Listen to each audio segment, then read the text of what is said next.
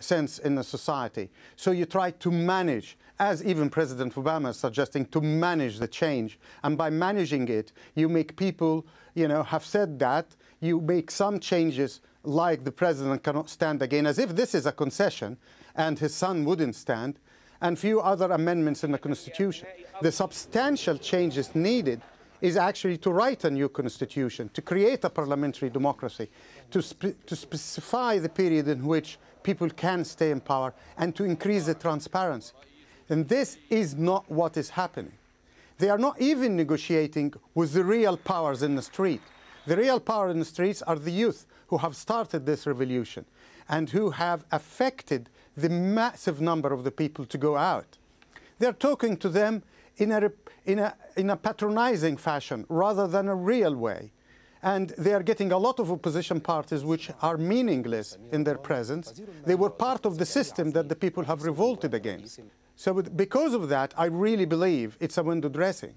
And there is a need for a continued pressure on the government and the army to effect a real change in the society. Ibrahim Hayat, there are some attempts, as we're talking about, being made to call these ministers that have amassed fortunes to task. But we're talking to the tune of billions of dollars that these people have managed to make over the past few decades. What kind of an impact has that had on the economy, the fact that this money didn't actually filter down to the people? I think it's too early now to talk about the economy, if you would like to change the economy one day. We have still to put in place a political process. And this is a matter of disagreement and violence between the two main groups. One, it's controlling the street, and is controlling the street. The other one is controlling the security apparatus. But I would like to go back to one point that has been you mentioned earlier, which is the impact on people's lives. I believe the corruption, it comes from the biggest priest in this temple of corruption, which is Mr. Mubarak himself. Mr. Mubarak came, he was surrounded by his inner circle. He came after an assassination. So he was surrounded by a group of his own cronies who used to work with him in the aviation, in the Air Force. And also what happened is that Bob Woodward has mentioned before in his book, The Hijab, that Hussein Salim, the guy who was in charge of Sharm el-Sheikh and the export of gas to Israel, this man, he was one of the secret frontmen of President Mubarak.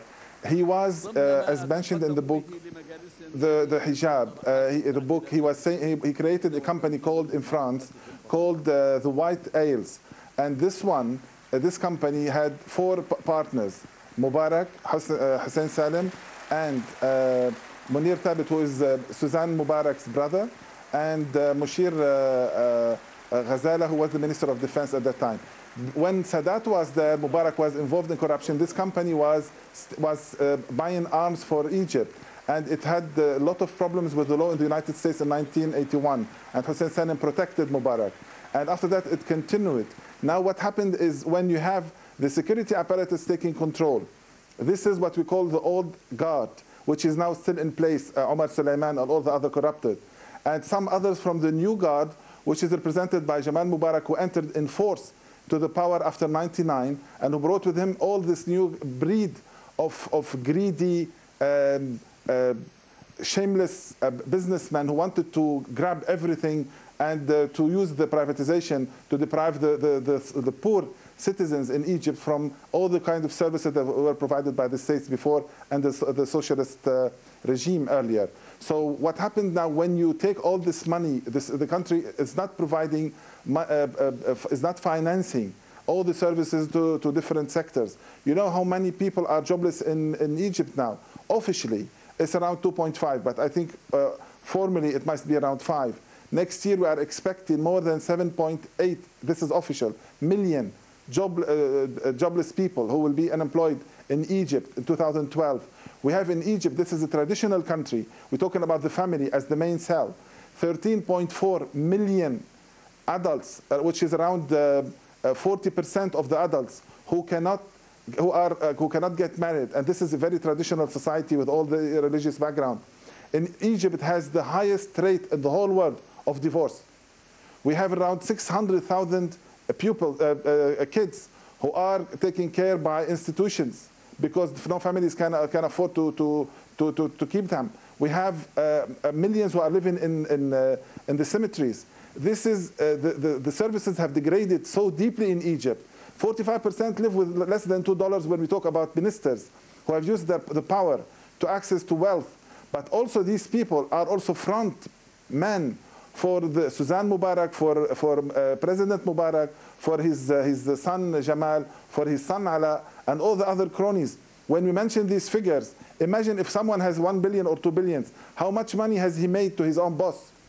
Whether Anas al-Fuqi, who is the Minister of Information, nobody is talking about him, he's ruling a 42,000 empire of employees empire in the Ministry of Information. And all the other ones who are still there. Mubarak has had a habit before when he started talking about democracy. He said, I'm like a pharaoh.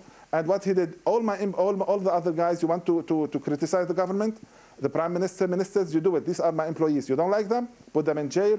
I will fire them, etc. Now he's doing the same thing. Okay, what is emerging is a very clear picture of money that is concentrated, very concentrated towards the political elite, and very little of it filtering down to the general population. But what is also clear is that corruption is a well-known fact in Egypt, and it does happen, and it's quite widespread. So Arwa Hassan, I want to ask you, many Western governments have always condemned corruption. They often said that they will not deal with corrupt governments. But if you look at the U.S. government and the EU, they have very willingly worked with Egypt. Why haven't they put more pressure on Egypt to clean up? Well, I think there are a variety of factors, really. And I think that, USAID, which is the U.S. government's development agency, has been trying to implement various programs in Egypt. I think, though, that it's actually very difficult to achieve real change because you're always going to come up against some kind of bottleneck. And I think this was what was happening. I previously gave the example of civil society. Now, civil society organizations and NGOs in Egypt could be arrested or imprisoned just for having a contact with a foreign entity. And that can mean just even receiving publications from a fellow NGO abroad. For receiving public funds, activists could be locked up. So for things that would not be considered offences. So what I think people need to realise is even those activists, even those people that perhaps belong to the intellectual elite and that were trying to achieve change, were quite constrained by the environment in which they were operating. Again, we see there was no protection for whistleblowers, for people who spoke out against corruption, who tried to speak out against corruption. Those people were either imprisoned or tortured, or they were actually discouraged from doing so in the first place because they knew there was going to be no protection mechanisms for them. So I think this is an issue. Access to information. It's very difficult in Egypt to obtain access to certain official documentation. All these are things that need to be in place if you want to see real change. Okay, so Hussam Abdullah, how do you know that even with a new government you're going to have a system without corruption? Oh, transparency to start with. That is why you need to change the constitution. That is why you need to change the laws about civil societies. That is why you need to change the whole concept of policing the country. The police is in the service of people to protect people.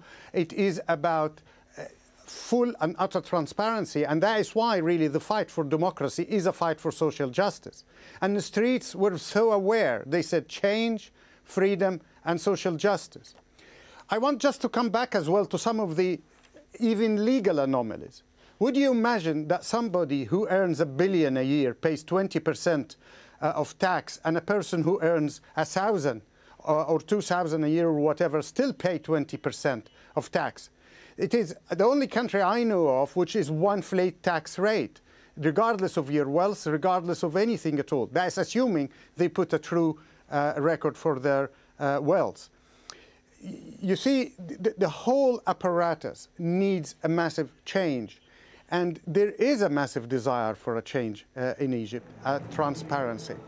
But it is about literally demolishing the whole concept is that you improve in society because you please the guys above you, rather than seek the approval of the people below you.